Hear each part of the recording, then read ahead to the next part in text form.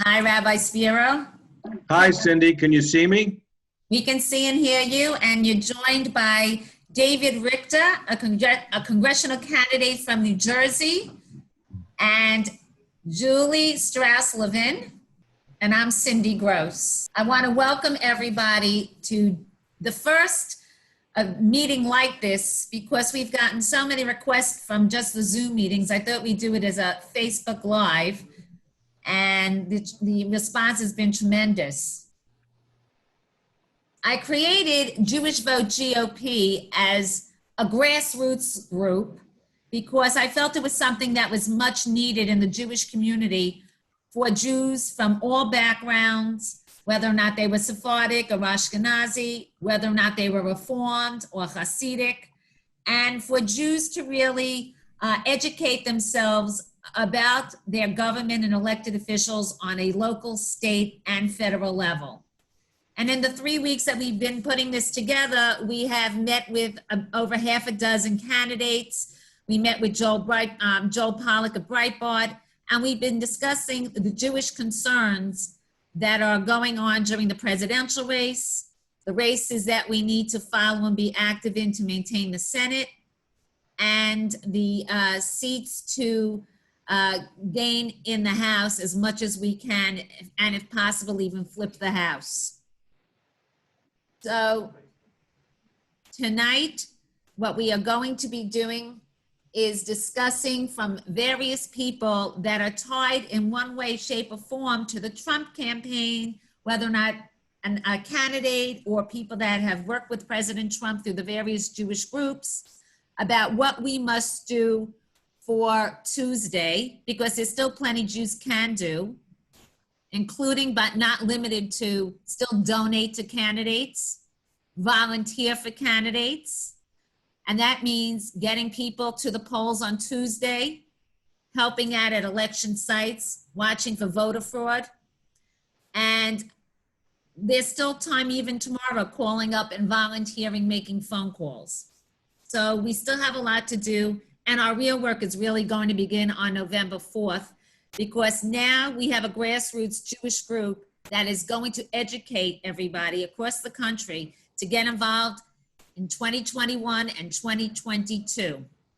So with that in mind, the first person I'd like to have on was supposed to be Sid, but being he's not here, I'm going to ask David Richter, the candidate from New Jersey endorsed by President Trump, to speak to us about a little bit about being a Jewish Republican candidate, being endorsed by President Trump, and running in a blue state, and why it's important that Jews register as Republicans and work with candidates like yourself. That's great, Cindy. Thank you very much. And thank you for inviting me on tonight. I'm very honored to be here. And I'm very honored to be running for Congress to represent my country that I love. I grew up in South Jersey. I've spent most of my life living and working here and raising my family here. I'm a husband and father of 4 teenage daughters. And I'm running because, I care about the kind of world that they're going to grow up in, and I want to make the world a better place.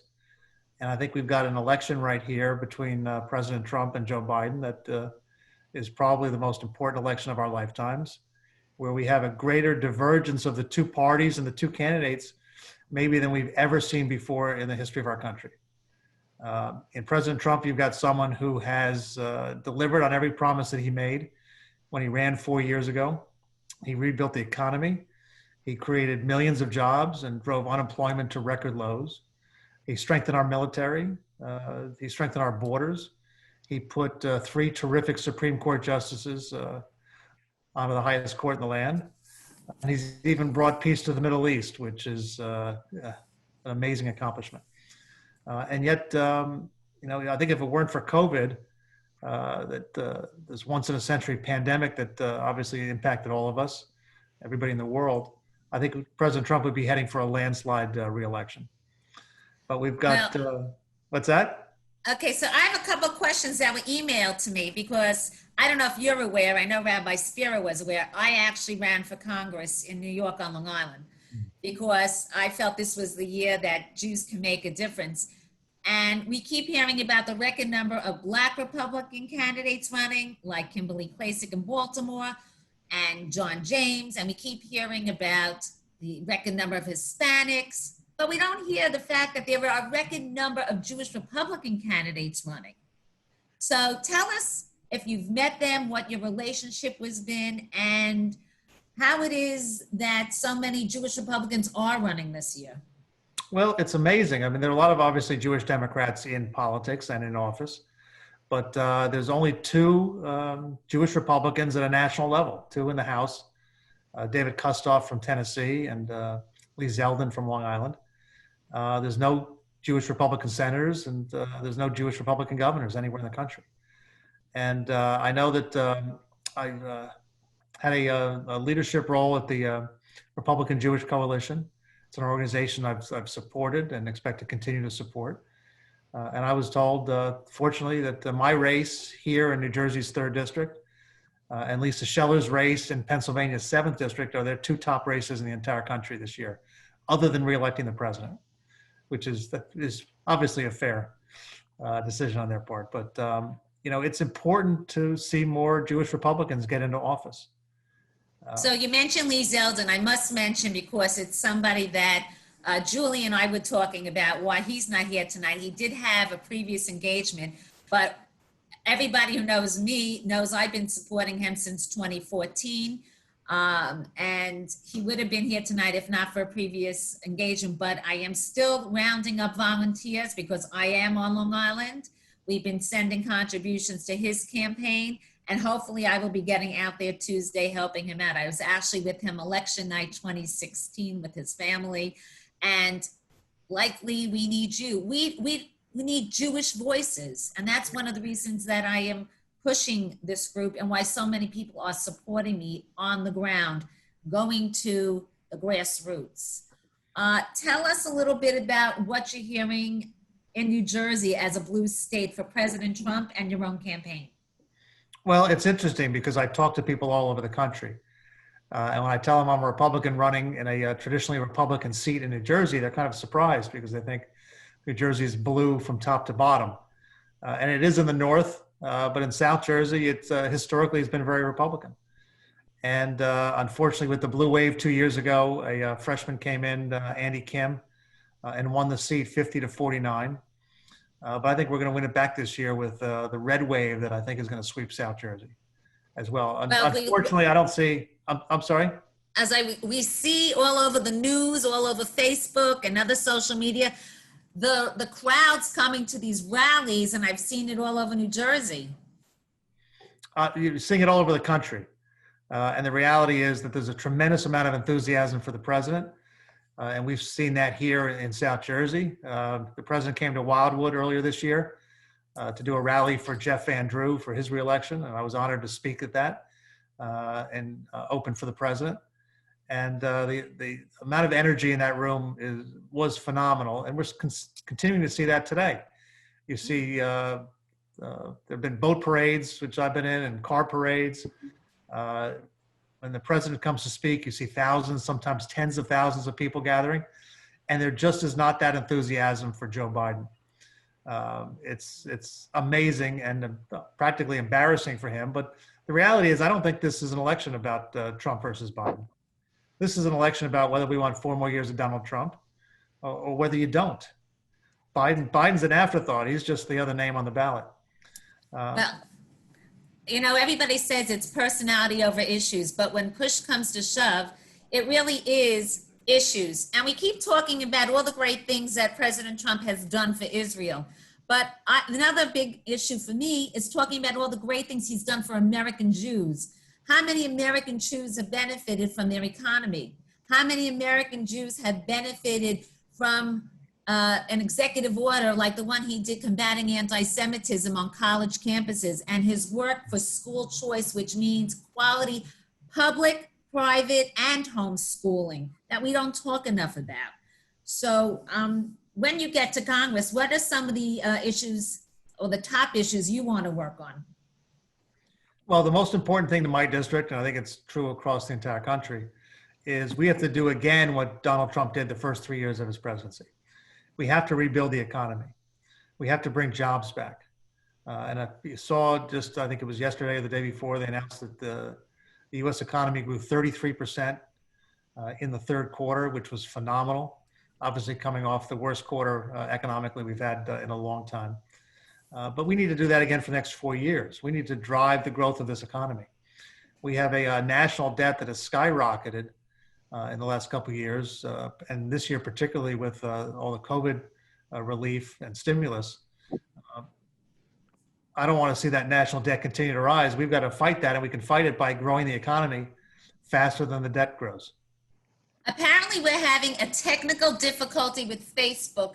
So my tech person just came here to help us out 1 minute. Meanwhile, we are recording this and we are making YouTubes and we are getting this out, and it's also going to go through our emails, but I'm getting a bunch of text messages while we're doing this.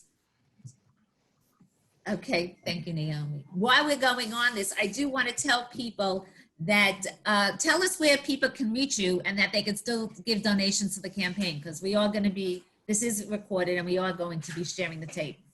Well, we've got 2 days until Election Day, but you know, every little bit can help our campaign, help us get our message out.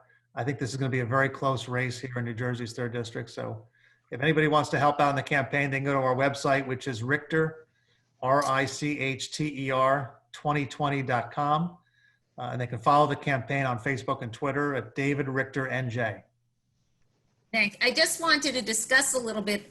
Right after this, we're going to be premiering our first YouTube of the work that we've done the past 3 weeks in Florida, because Florida is a swing state with some of the candidates. Another candidate that we've been working with is Anna Paulina Luna, who, like yourself, was endorsed by President Trump. And we've been working with Laura Luma, another Jewish candidate. And do you have any questions? We have Julie Strauss Levin here, and we have Rabbi Aryeh Spero. Do either one of you have any questions?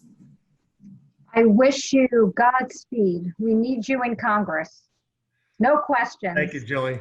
You definitely know what you're doing. So we need you there, and we need you there with Congressman Zeldin. Thank you very much. I'm working hard to make that happen. A prayer, Rabbi? We really hope that you will be our man in Congress and that God will shine on you, bless you with a victory. It will help us all. If it's people from New Jersey, the country, the state of Israel, Godspeed with you, and let's hear good tidings Tuesday night. Rabbi, Yes. Thank you very much. I'm truly honored and humbled by your words. Thank you. Thank you so much. Any last words you want to share with us? No, just everybody get out and vote. Democrats win when Republicans stay home and don't vote. So make sure you, your families, your neighbors, your work colleagues, everybody you know, cast their ballot by Tuesday. And be active, support your candidates, volunteer, write checks. Democrats are flooding this process with money. The amount of money my opponent's been able to raise is obscene. While Democrats rant about the money in the political process, they have no problem, you know, gathering up themselves and spending it. They are trying to buy elections they can't otherwise win. So we need to counter that. So I encourage everyone to be generous with their time, with their wallets, pocketbooks. This is an election that we need to win. The consequences for our country from a Democratic sweep would be horrible. So I have to say thank you so much. And as you know, there's no I in team. And I really have to thank several groups and people that have really been helping out getting the word out. This is also going to be shared through the Jewish Patriots, which is a social media page and a YouTube channel, and also through YouTube out of California. We also received a lot of support from members of Voices for Seniors, both Jewish and non-Jewish, who support Jewish issues. And the Rockville Center Tea Party Patriots actually have a lot of their members sharing this as well, because they believe in grassroots. In addition, we are working with local people that are running. We featured already in New York, there's a Jewish woman by the name of Elisa Nahom. She is the only Jewish Republican woman for state Senate. She has an excellent chance of winning. She's sharing this tonight. Stephen Howard, a state senator out of Massachusetts, is sharing this.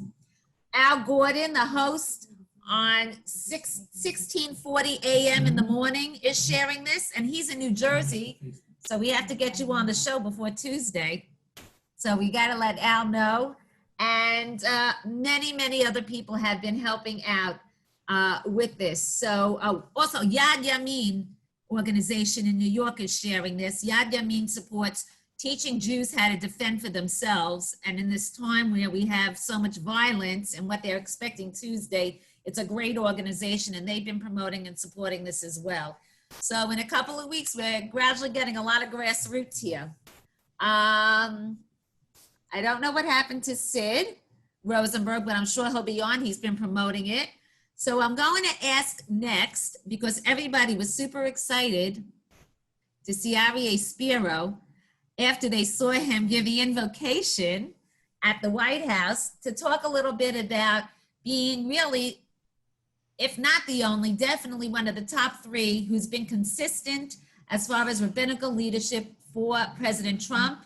He is here representing Caucus for America. Thank you so much, Rabbi, for joining us. Cindy Grosz, thank you for putting this together. Very vital, this close to the election. I actually would like to do a tefillah, a prayer. We are Jewish people, and I think among all the peoples of the world, we were the first to initiate the concept of prayer. Avinu Shebashamayim, our Father in heaven. Although we know that each one of us has the possibility to make a difference on Tuesday through the activity of voting, but it is still you that places in the hearts of men the emotions and the seriousness when they must approach life's decisions. This election is the most important in our lifetime. There's no question. Only a few of us have a chance to be involved in momentous decisions. Yet come this Tuesday, tens of millions of Americans and millions of Jews will be involved in a decision that will affect the destiny of this country, the future of Israel, our liberty, our right to speak freely. This is a very cosmic, vital election, and we ask that God, Hashem, put into the hearts of those who come into the booths a sense of seriousness. This is not about tweets. This is not about all this Kleinigkeiten, all this small potatoes. We are going on Tuesday to determine the most important, fundamental conditions of how we live. Will we continue as the beloved America that we know, one that is based on the Bill of Rights of freedom of religion, not simply, as the left likes to say, freedom of worship, but freedom of religion, where we, religious people, have a right to speak in the public square and influence the outcome of the issues facing our country? Will we continue to have freedom of speech? Speech is the essence of what it means to be created in the image of God. That freedom of speech is being threatened by the left, a left that has taken over the Democrat Party. And they do so under this concept of hate speech. Will we continue to be allowed to assemble? Freedom of assembly. Have the right to make a living in the way we see fit? Will we continue to have the right to defend ourselves, which is so vital, certainly now that we have forces like Antifa and Black Lives Matter that are threatening businesses and our very homes? So we ask you, Hashem, that when people finally go into this booth on Tuesday, They should cast aside all this foolishness, what I call the small potatoes, the Kleinigkeiten, and focus on what is essential for themselves, for their children, and for their grandchildren. There are two things that I love in this world outside of my family. One is America, and the other is Israel. And the longevity and the destiny of each is going to be determined Tuesday. First, I love this country for what it has given me and all of us here on this Zoom, and all of us fortunate enough to have been born here.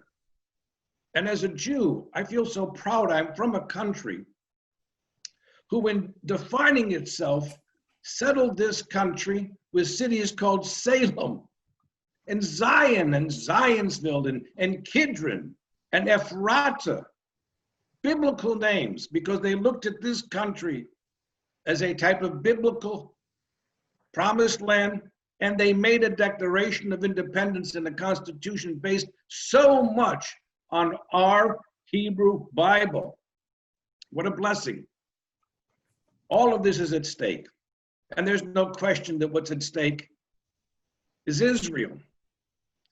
Yes, God will take care of Israel, but the journey is going to be made so much more difficult if the Democrat, which is now controlled by the leftists, if the Democrat Party gets in power, they will pressure Israel. They will make life for Israel insufferable. And they will renounce, and they will turn over so many of the wonderful decisions brought to us by President Trump.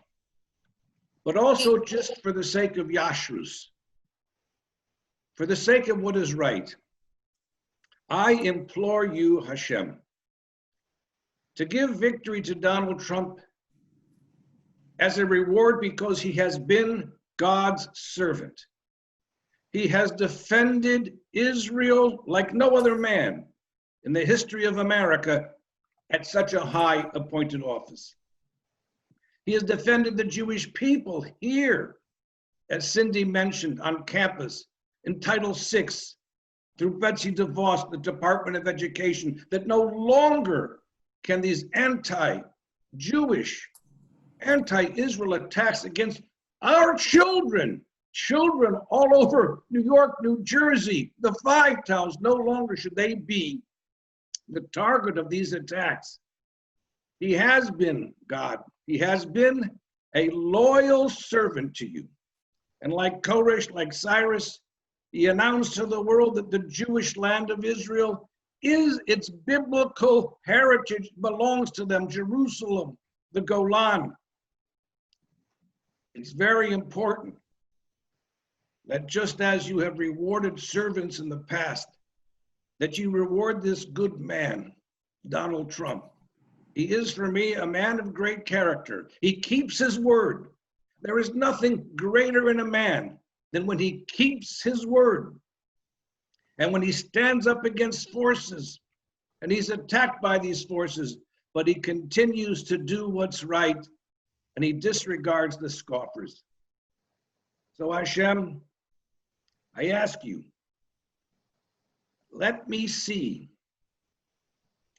the restoration of another 4 years for this country. I would love to live and to see this for all of us, for my children and my grandchildren. And please reward your servant, Donald Trump. God bless America, and God bless the state of Israel, and God bless all of our energies in trying to bring this about. The Nomar Amen, and let us say Amen. Amen. We have so many questions, but we are going to take a brief break. I have 3 people that just came from my tech team, and we're going to restart. We have this all on recording. It's going to go right on in its entirety on the Facebook page, but we're going to try to set it up one more time so that it does go live. So many people are calling, so many questions. Rabbi, I have about a half a dozen questions that came in the last 2 minutes for you. We're going to come right back with it. and continue this discussion. Jewish Vote GOP, the social media rally in support of President Trump, and our Senate and House of Representative red candidates. We'll be back in a minute. Thank you. David Richter, introduce yourself again. Tell everybody where you are and why you are running and where they can reach out to you in the last days before your campaign as a Jewish Republican candidate for Congress. I'd be happy to, Cindy. Thanks for having me on again. I'm running in the 3rd District in New Jersey. It's in South Jersey, consists of Burlington and Ocean counties. I'm running against freshman Andy Kim, who came in 2 years ago with the Blue Wave, sort of squeaked into office with a 50-49 win. And I think this year with the red wave that we expect to see in South Jersey, I'm going to win this seat back. What's important to the voters in the district are the economy and jobs, just like it is for everybody. And I think that having been in the private sector my whole life, this is the first time I'm running for office. I worked in a family business for 22 years, helping to build infrastructure. That's something that resonates with the voters that I'm talking to. They want somebody who's got a real world experience, who understands the challenges businesses face, knows how to create jobs. And that's something that I can bring to my district. If anyone's interested in learning more about me or what I intend to do in Congress, you can go to my website, which is richter2020.com, or follow me on Facebook and Twitter at David Richter NJ.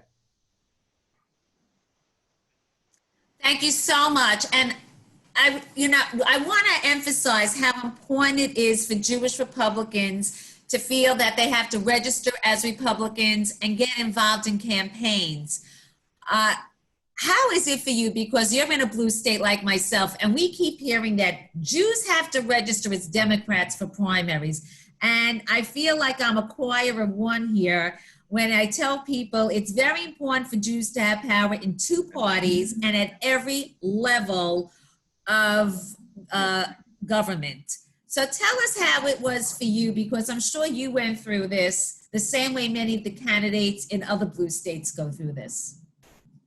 You know, I've never understood that argument that if you live in a blue city or a blue state, you should register as a Democrat so you can have a say in the primary. That doesn't make any sense to me at all. I've been a lifelong Republican. I've always been registered as a Republican. And I think we ought to fight the good fight and try to win in the general election and not try to get the lesser of 2 evils in a Democratic primary into office. That's counterproductive. New Jersey hasn't been blue forever. We can win races. We just had 8 years of Chris Christie as our governor. And we've had Republican governors throughout my life here in New Jersey. What we need to do is flip it around and turn these states back to red. Get good candidates running for office, get them elected, outraise, outwork, and out-hustle the Democrats. And when they see what we can do in office, how we are better executives, how we can manage budgets better, create jobs better, do a much, much better job on the economy, then we'll continue to win elections. And that's what's really important. Thank you so much. I want to go because she sat in the whole time and hasn't said one word and really had a lot to discuss pre this Facebook. And that's Julie Strauss Levin, an attorney, and she's been writing a lot of articles, speaking around the country. She's appeared at CPAC. She's part of Jewish Voices for Trump. And Julie and I agree that there is so much that we need to do in the future. We're so close now to the end here, but we're going to be working together on making sure the Jewish vote does change and does go into the Republican Party. So tell us some of the things, some of the points that you want our followers to get out of tonight as they go into the polls on Tuesday, if they haven't already voted, and their next steps towards getting the Jewish vote Republican. Thank you, Cindy, and it's very nice to join you this evening. You know, when you asked me to talk about what Jews should say to never Trumpers or to the left, that's such a big topic because we could go on forever about it. But let me just hit some highlights. Because as we all know, the adage, actions speak louder than words. So I'm not going to go into all the accomplishments that our president has done vis-a-vis Israel, because I think everybody on this call is quite sophisticated. And if I hear myself one more time that the president recognized Jerusalem as Israel's capital, as amazing as that is, and how he is the one and only president who has done that, I don't need to do so here, because everybody knows this and everybody knows everything else he's done, whether it's the Golan, etc. So again, under the title of Actions Speak Louder Than Words, I think it's very, very instructive for Jewish voters to look back and see what the Obama-Biden administration did for 8 years. For 8 years towards Israel. And I call it the ostracize and punish program that administration engaged in from the moment President Obama and Vice President Biden got into office. They put their mind to creating daylight between the two countries. And that's actually the terminology that President Obama used when he got on the phone with American Jewish leaders very, very early on in his tenure as president. And he said, look, there hasn't been daylight between the two countries. There needs to be. And off to the races, both of them were. And for 8 years, that's what they did. So we know that they entered into the Iran deal. We know that Obama-Biden increased payments to the PA that everyone knew was go to the pay to slay program. We know that Obama-Biden actually meddled into a foreign election in 2015 when they tried to overthrow Prime Minister Netanyahu, and they used tax-paying dollars to do that. I'm not sure how many people know that, but they did it through a group called One Voice, which was taxpayer dollars, and it was all set up through the State Department. So early on in 2010, only a year into their administration, both the House and the Senate members sent letters to the administration, basically to Obama-Biden, and said, in effect, hey, we've had this very close relationship with Israel. We urge you to dial it back. They said it in a little bit different way, but that was the gist of it. So all the way through to the end, to the last year in office, Obama-Biden kept their foot on the pedal, really, really being hostile toward Israel. And when you're hostile toward Israel, when you're hostile toward the one and only Jewish state in the entire world, that means you're hostile to Jews. So for many of those Jews who are safely in the United States and say, you know, I'm just sort of not into that Zionist thing. And I actually had somebody use that exact phrase with me. And I heard many other Jews say, well, Israel's fine. Like, I'm really not worried about Israel. They need to understand that when you have 8 years of an administration, which Biden owns, he was intrinsically part of that administration. And that administration had a, we don't like Israel, we're going to do everything we can against that country. That is being against the Jewish people. So in 2016, just to give you an example, as they were going up, before they were even going out the door, when President Obama went to Israel to eulogize at Mount Herzl, Shimon Peres, his original speech had Jerusalem, Israel on his speech, and it was a slip. So the White House had to pull it back. So even as Obama, Biden are in Israel, refused to acknowledge that Mount Herzl was in the Jewish land of Israel. And then the last but not least, in 2016, before the United Nations, which Obama, Biden absolutely desecrated and attempted to desecrate Israel before that body. At the end, in December 2016, Obama Biden literally orchestrated before the United Nations Resolution 2334. So what did that resolution say? That resolution said that the sites most important to the Jewish people, the Kotel, the Temple Mount, the city of David, the entire old city of Jerusalem was located in, quote, occupied Palestinian territory. And what was really abysmal is that this orchestration enabled the United States to magnanimously abstain in the vote, because behind the scenes, the United States made sure that other members of the UN Security Council voted in favor of that resolution, including Vice President Biden picked up the phone in December 2016. He got on the phone with Ukraine President Poroshenko. Both countries admit that that call happened. Now, I will tell you that Biden has said, no, I didn't say this, but very, very senior members of the Israeli government and even somebody in the Ukraine government have confirmed that Biden put pressure on President Poroshenko to vote in favor of this resolution. So on the way out the door, this is what they did. And Ambassador Haley tells the story, and some of you who have been on Zoom calls with me have heard me say this, but I think it's worthy of repeating for those who haven't heard it. And that is this: when Ambassador Haley came to the UN in January 2017, she heard a story, and the story she heard was not just about the orchestration of 2334 by Obama Biden, but even worse, they were so intent on ostracizing and punishing Israel that they orchestrated all the other members of the UN Security Council to stand up and have a standing ovation after that resolution passed, so that the Israel ambassador to the United States, Danny Danon, sat there while everybody else stood and clapped at the passage of that resolution. And Nikki Haley says it in her own words. It's far more meaningful than when I say it. But what she said was, what really broke my heart was how much the Obama-Biden administration contributed to it. It meaning the ostracizing Israel. So again, actions speak louder than words. We see 8 years of what that administration did. Fast forward to what Biden has promised. We know his past behavior.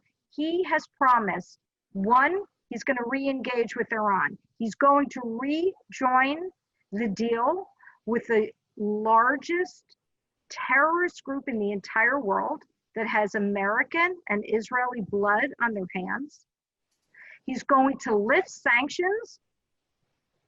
He's going to resume money to the PA despite its pay to slay program. Harris, his vice president mate, has her own, and that's only a sampling. Harris herself has an abysmal record with the Jewish people. When she was Attorney General of California, despite complaints of anti-Semitism on college campuses, she turned her back. She didn't investigate it. She has cozied up with CARE, which we all know is an anti-Israel, anti-Semitic group. She wrote a very compassionate letter to them when they celebrated I think it was their 24-year founding, and congratulated them for the great work that they do. She has sidled up with the anti-Semites of the Democrat Party.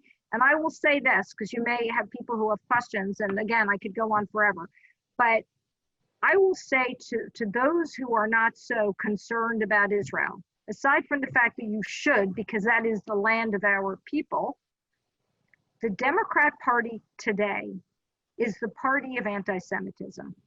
I don't say that with a smile on my face, but I say that in all seriousness. I have done my homework. And when you have a party where the leadership of the party fails to condone anti-Semites like Ilhan Omar, Talita Rashid, Ayanna Pressley, and AOC, and when Ilhan Omar says anti-Semitic comments in Congress, and a resolution is introduced to condemn, one, her by name, and two, anti-Semitism, and the Speaker of the House permits that resolution to be so watered down that the word anti-Semitism and Ilhan Omar are not singularly condemned, but all hate is condemned, she is not mentioned. And I will leave you with this one last thought before I take any questions, and that is this. Just in September, there is a bill that was introduced called the Equity and Inclusion Enforcement Act. and a Republican congresswoman, I believe from Virginia, offered an amendment that would expand the protections under that act by including anti-Semitism as a form of discrimination.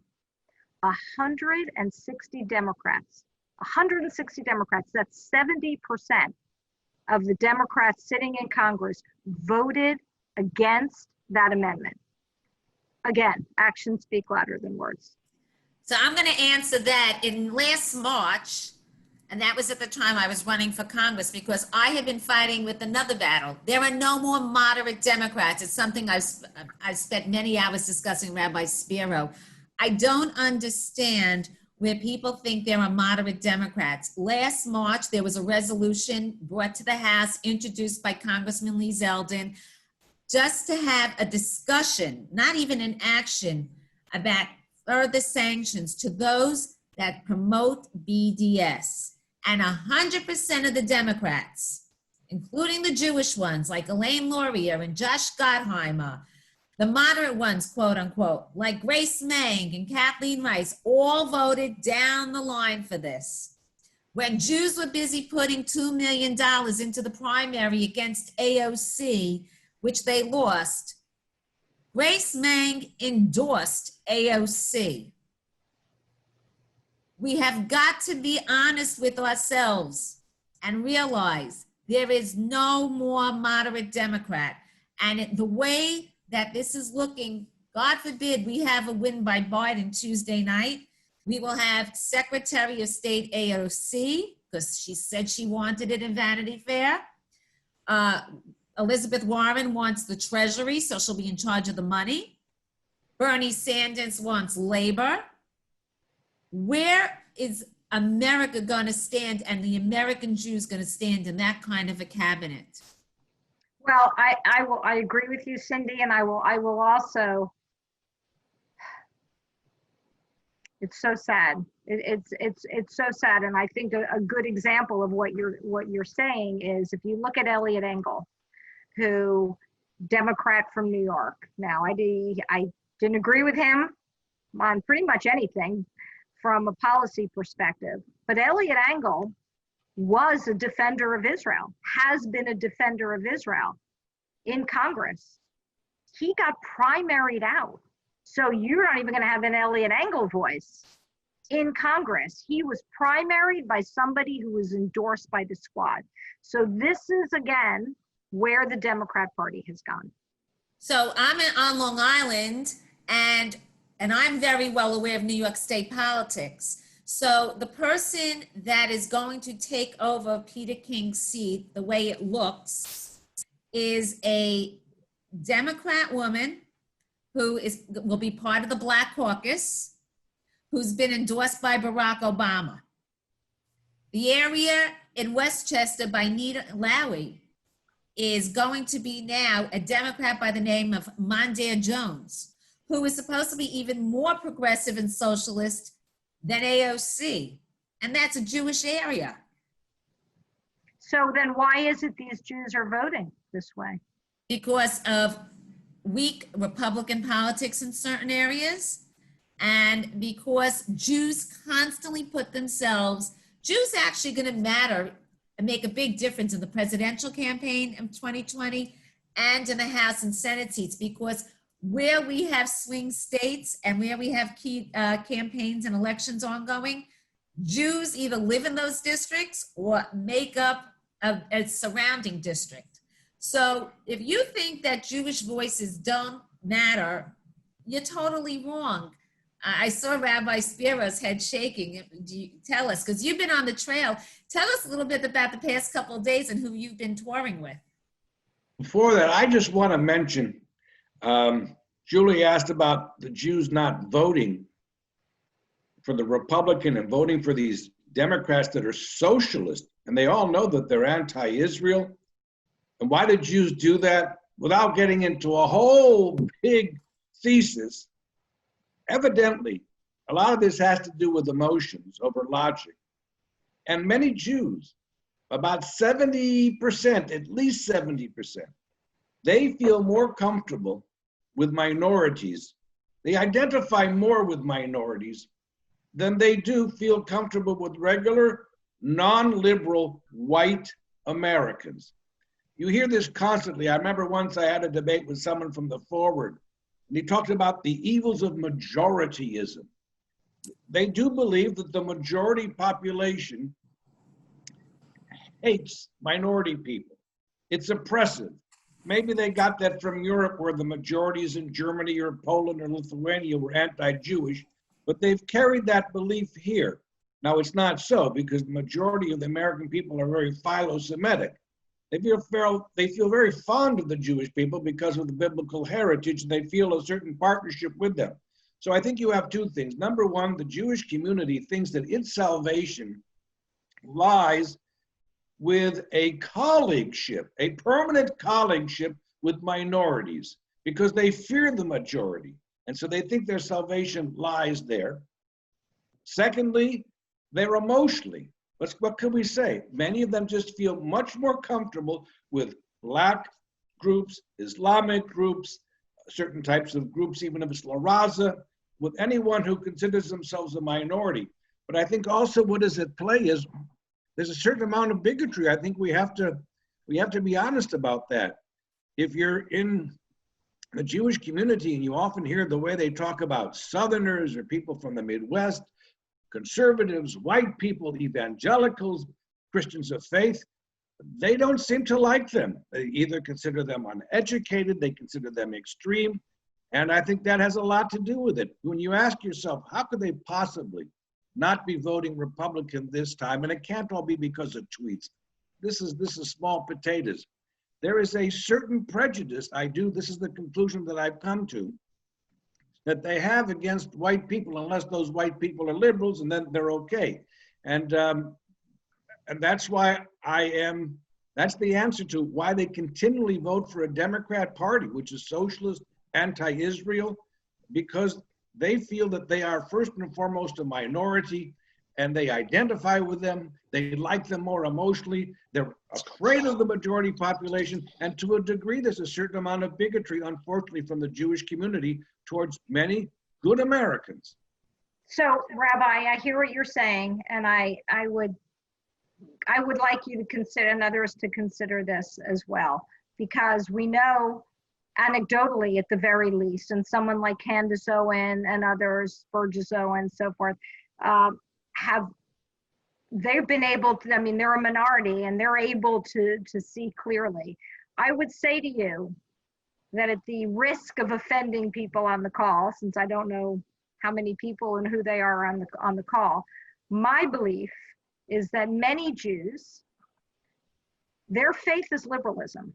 So in other words, that is what is the most important thing to them. It's not, I'm not talking about a degree of observance. There are some people in my family who are more observant than other people, but we have Judaism in our hearts. That is the full capacity is Judaism. We know who we are. We have we have Jewish values in our heart. All the Judeo-Christian values that make our country, that is who we are.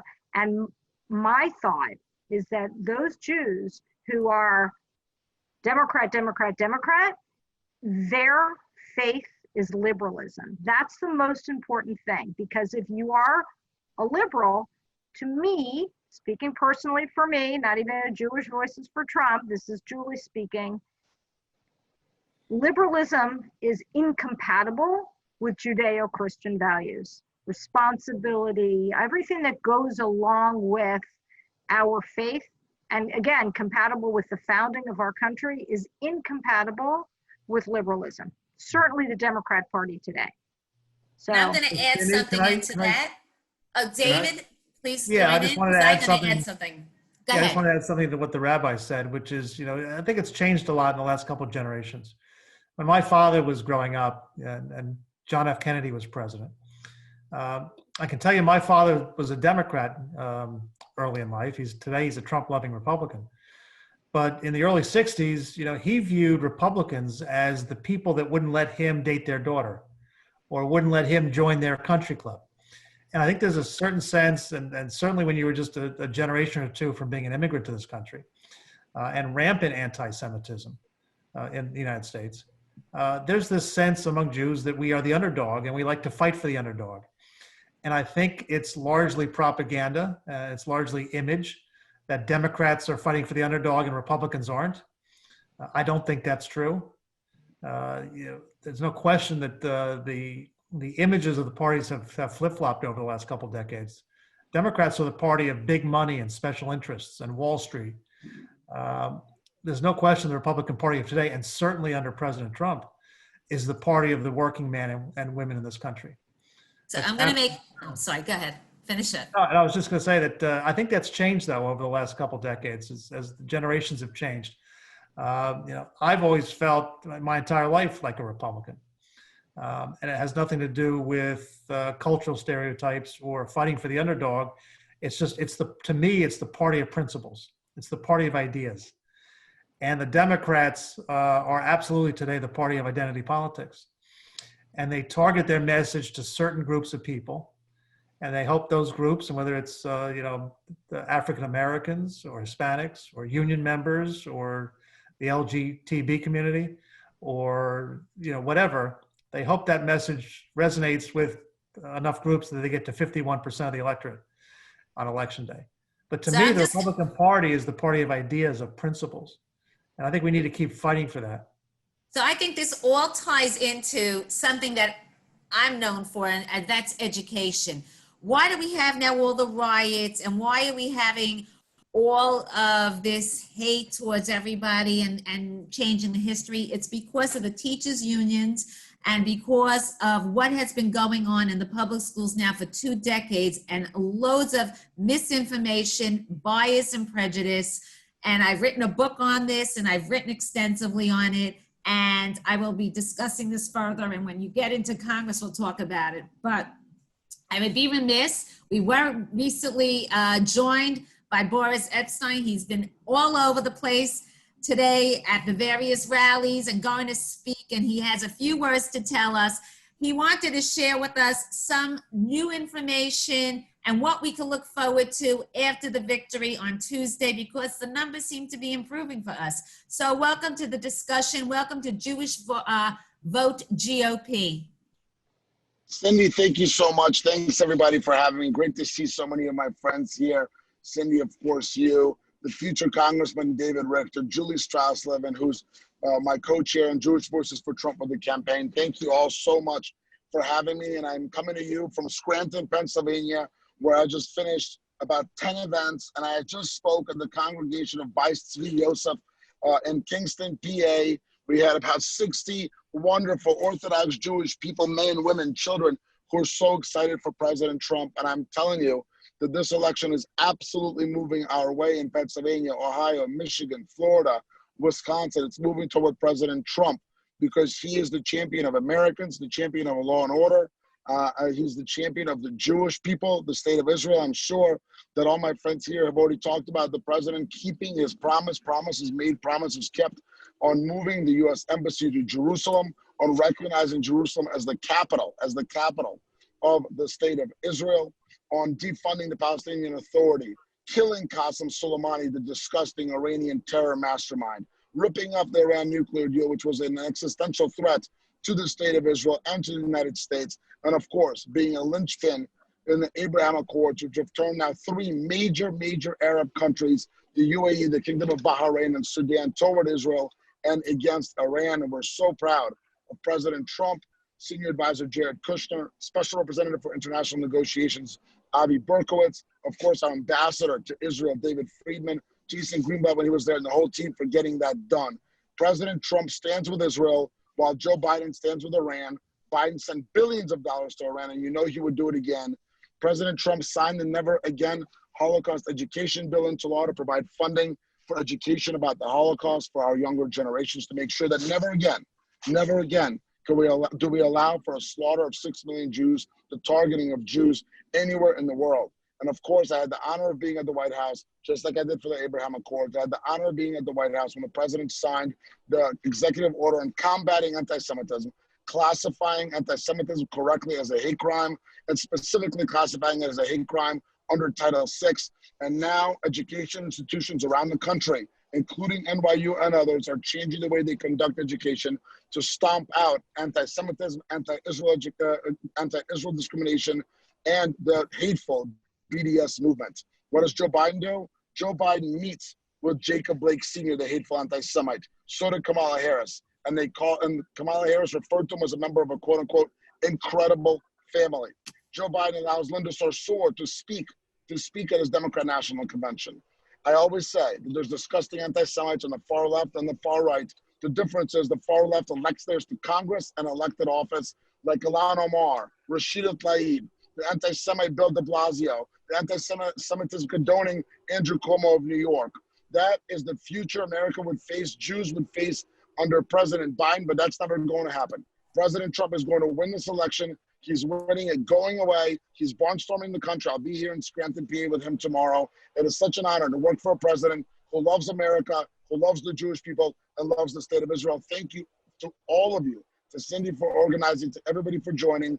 And I urge every single one of you to go vote. Urge everyone you know to go vote for President Trump. Let's win this thing. Let's bring it home for 4 more years on November 3rd. Thank you so much. Boris, you're also with Rabbi Aryeh Spero, who I believe you even on his radio show recently. I was. Rabbi, thank you so much. It's great to be with you. And we have so much to look forward to in the next 4 years of President Trump. Give us a hint of what we can look forward to. Absolutely. Give us 1 or 2.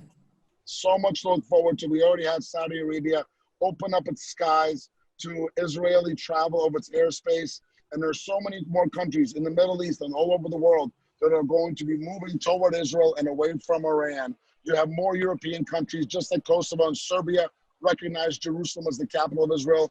More countries in Europe are going to do it under the president's leadership.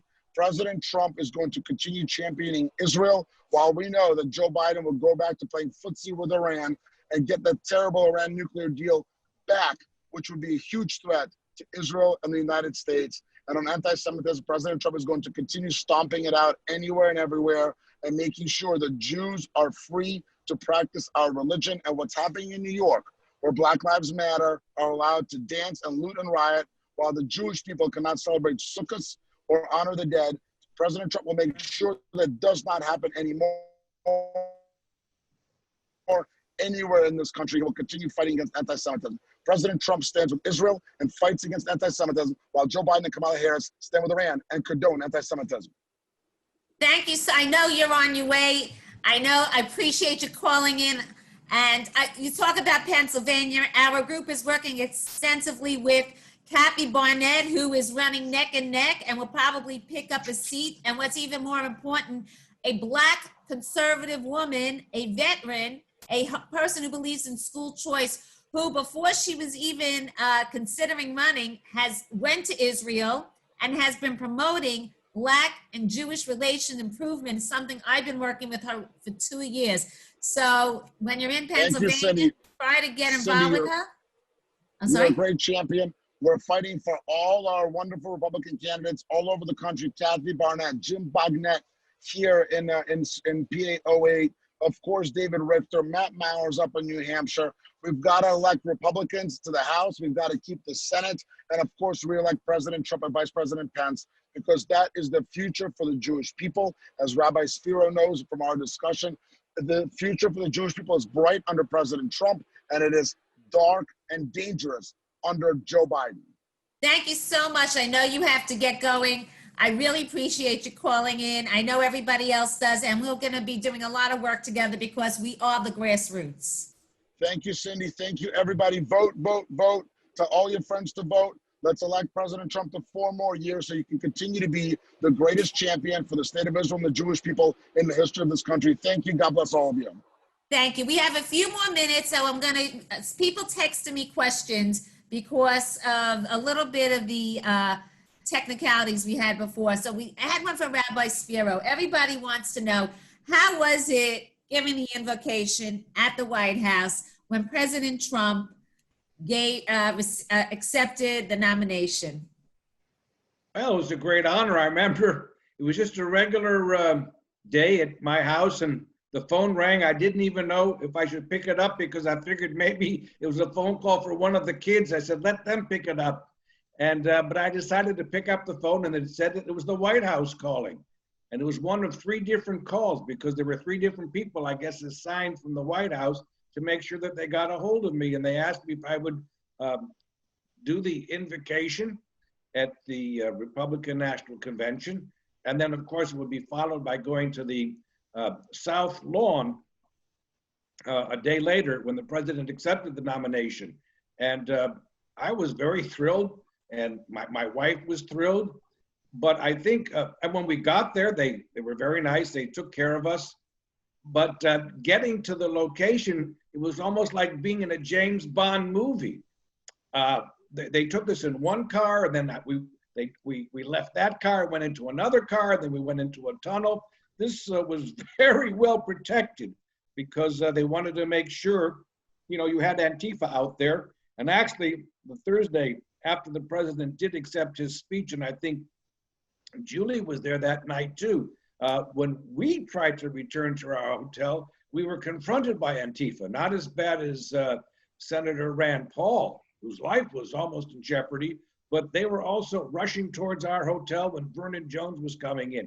So it was wonderful. And I think also the way that they treated me was, they made a wonderful production out of that particular invocation. And they had provided, I guess, a speech for me, but I had come with my own speech. And I said, gentlemen, listen, I have my own speech arranged. So then very quickly, the speech writers had to look it over. The president or the Republican National Committee, they have their own speech writers. They wanted to make sure that what I would say would be, I guess, quote unquote, kosher, acceptable for the nation, for the world. And it was. And we did it. It was a great production.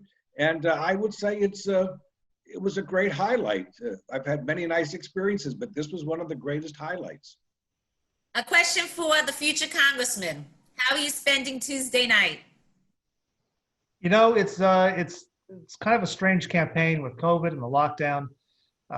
And because in New Jersey, we have all vote by mail balloting now. We're not expecting, even though I think this is going to be a very close race, to find out the results of the election before at least a week or maybe even 2 weeks. When they count all of the provisional ballots that are going to come in. So that typical election night, where you're expecting to be in a room and they announce the winner and the balloons drop from the ceiling, I don't think that's going to happen. So we're getting together with some party leaders at about 8 o'clock. And then I'm going to go home and watch the final results of the election with my family and hopefully celebrate the re-election of President Trump. And another question that was asked, have you been campaigning or going around a lot with other first-time candidates like yourself? Yeah, quite a few. And, I encourage them. One of the things that I've taken a very strong stand for is term limits. We have way too many career politicians that get into office and are there for decades. And obviously the power of incumbency is strong. And once you're in office, it can be very difficult to get somebody out. And you look at somebody like Nancy Pelosi, who's been in the House for 40 years. We need fresh blood. You shouldn't make a career out of serving in the House or any public office. So I'm a firm believer in term limits. I think we need people to run. I encourage everybody. It was kind of daunting and a little bit scary when I decided to run for Congress for the first time. But I can tell you, having gone through the process now, and it's absolutely amazing. My fears were not justified, but the fact is I love talking to people, meeting new people, learning about what their concerns are, what their hopes are, what they feel about politics and their country and President Trump. And I honestly have loved every minute of the campaign. I think we're going to get some good news in the weeks ahead when they finally count all the votes. And I'm really looking forward to serving the people of 3rd District in Congress. And we look forward to working with you every step of the way. A question for Ms. Julie. The press would like to make it seem that President Trump has a hard time with white women. You are a white woman, and what would be your advice? Because we actually do have many non-Jewish women following us as well. How can we say that President Trump is the president for us and win that little argument against those on the left? So I will tell you this, because I am an attorney and I was in-house counsel both in nonprofit and in the for-profit world. And when you're in-house counsel, you deal with all sorts of issues that come your way. When you think of all the companies this president has owned, and you think of all the employees that this president has employed over time, his track record with women honestly are amazing, because I used to defend cases. You know, anybody can file a complaint. Anybody can claim discrimination in one form or another. To be as he is, this far along in his business world before he ran for president, and to have such a squeaky clean record, because you know if there was something there, the media would have flashed it up 10 ways to Sunday. So not only does he have a clean record in terms of how he's treated women from a claims perspective, putting that lawyer hat on, but you see how he's promoted women and he's put women in the most senior and executive positions. It's shocking. So I would say that's one thing. I would say you have to, again, actions speak louder than words, not only in his business world, but you see how he's promoted and put women forward in the administration. Very, very senior positions are held by women. And I can tell you another thing, I've met Melania Trump. If President Trump was not in line, she'd let him know it. I can tell you that for sure. She seems that way. But in addition to that, President Trump has done more for women in terms of the economy, in terms of Trump protecting suburbia. You know, there was a regulation that was put into effect by the Obama-Biden administration by the acronym AFFH. And basically what it said was that the federal government could reach out into suburbia and redistrict suburbia to, in effect, do away with single family zoning. And I wrote a piece about this. And basically what this would do was to put low income, high density housing in suburbia, would decide transportation, school redistricting, all sorts of things that would fundamentally change the complexion of suburbia and the American dream. And women care about the American dream. They care where their children go to school. They want to have a say, whether when they open the doors and let their children go out and play, that's a safe area. So the president, all his actions are done in a way that protect and have the interest of all Americans. This isn't a male over female, white over black, this over that. If you really, really look at his record, it is a record that promotes liberty and opportunity for every American, regardless. And the other thing I would add, because people are, oh, I don't like his tweets. You know, as Rabbi Spero said, it's like such well, these aren't his words, these are my words, but it's such a trite way to look at somebody. You don't like his tweets. If you think about a man who every single day of his life is attacked merely for breathing. I mean, before he's coming down an escalator, and the man who everybody loved is the apprentice is immediately hated by virtue of declaring that he's running for president. I would say he's held up and he's fought for the American people more than anybody else could sustain. When his wife, his children, his grandchildren, day in and day out are attacked, and he has a media that is so hateful, he has to reach out, he has to tweet, he has to go beyond, or else he would never have had a chance. So I would say to those women, white, black, whatever, right? I don't care about skin color, I don't care about your faith. This is a man who cares about all Americans, and all Americans include women. Well, we're getting close to the 9:30 hours, so I first want to thank everybody. Thank you for dealing with the technical situation. We are, like I said, sharing this. I know people will be sharing this on their Facebook pages. They want already the clips. I'm getting a load of emails and texts. So this really was a great first gathering like this. We're all here for you, David. Any closing remarks you want to share? No, I just want to thank you for putting this together. You know, as I started saying earlier, you know, we've seen a real change in attitudes among Jewish Americans. who felt at home for a long time in the Democratic Party, who don't feel home there anymore. And we're seeing a shift. I think President Trump has accelerated that process. He didn't start it. It's been happening for a long time, toward making the Republican Party a better home for people that are Jewish, for strengthening our relationship with Israel. I think he's going to have a record amount of Jewish support in the election on Tuesday. And I think that's a continuation of a long trend. I appreciate the hard work that you've done and will continue to do to encourage. Well, we're going to be working with you as soon as you're elected. That sounds great. I'll keep working with you as well. You're doing some fantastic work, and we need to make sure that Thank you. continues. Before I get to the rabbi for closing remarks, I just want to point out something. Now, we are including all Jews here, and we're not judging anybody. But I loved how the minute Kamala Harris was named VP, they went to her Jewish husband and her mama-la and all this. And I remember when in 2016, they showed Ivanka and Jared, and then they showed the Jewish wedding of Chelsea Clinton. And everybody wants to say Donald Trump is anti-Semitic, but even Joe Biden's daughter is married to a Jewish man.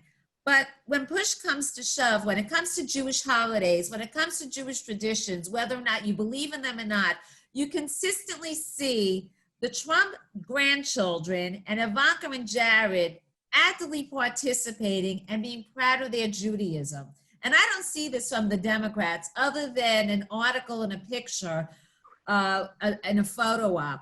And that should say something to people when they want to criticize Donald Trump and blame him for being an anti-Semite, when all of us know, because most of us have been to the White House multiple times, we know that there is more kosher food and more mezuzahs around the White House now than ever before. Donald Trump was the first one to actually have a sukkah built on the White House land. Cindy, and yes. let me just add this. Camp David now has its very first Torah, thanks to the Trump family. So I think when everybody wants to talk about that, I think that's a very important point to bring up, the freedom that the Jews have. It's not hard to get a minyan together if you need it in the White House among the staff. So Rabbi, I'm going to go with that thought to closing remarks to you, and I'm going to let Julie close it out. Cindy, thank you for putting this together. This is really a battle for the soul of the country. It's not often that we're asked to be involved in something so historic, so momentous. And Tuesday is the day that we can be involved and do the right thing. We're supposed to do the right thing, it's the righteous thing. I also wanted the country to repudiate, to vote for Donald Trump, to repudiate the accusations of the false accusations of anti-Semitism and racism. It would be wonderful if the Black community and the Jewish community went out and voted for him in droves to repudiate the false charges. That would be Yashrus. That would be setting the record straight. This is our country, and we love it, and we should fight for it now more than ever. And I hope that all of the minority communities come out special and they vote for Donald Trump to repudiate all the lies that have been said about him for 4 years. And let's hope that Wednesday and Thursday, we can all celebrate and look forward to a bright future and the continuation of the America that we love and the Israel, and a strong Israel. Julie? Beautiful, beautiful, Rabbi. You know, behind the rabbi I see is a painting of Abraham Lincoln, which is rather symbolic, because an article was written about how similar Abraham Lincoln was to our current president, and how they were both ridiculed, and how Lincoln just took a huge hit by the media and others. It's hard to believe now, because he's gone down in history as one of the finest presidents. And I really believe that Donald Trump will go down in history as one of the finest presidents our country has ever seen. And here's what I also believe: whether you're Jew or Christian, male, female, whatever your beliefs are, your orientation, this election on Tuesday is an election between preserving the United States of America as a democratic republic, and one where we are facing tyranny and socialism right in the face. This is not exaggerating. We have seen those words. We know this is what it is because the Democrat Party has said this is what they want to do. So I'm not being, hyperbolic in my conversation and my wording. This is a country that is literally at a crossroads. Are we going to preserve the republic that has made ours the most exceptional country on the face of the earth, based upon the Declaration of Independence and the inalienable rights that are granted to us by our Creator? Or is it going to throw it all away and head down the road of socialism? I think regardless of what someone's belief is on minor issues, this is the big question. And so I urge everybody to go and vote for President Trump, because he literally is one man that is in between and protecting us from going down that dark road. I want to thank everybody for joining us. This is Cindy Grosz, Jewish Vote GOP. Our goal here is to educate, to volunteer, to donate directly to candidates, and to vote. So please, if you have any questions, jewishvotecounts@gmail.com. Thank you again, everybody. And we will see you soon, working towards 2021 and 2022, because Jewish voices count. Thank you and good night. Thank you. Shalom. Good night, everybody. Shalom. Laila Tov.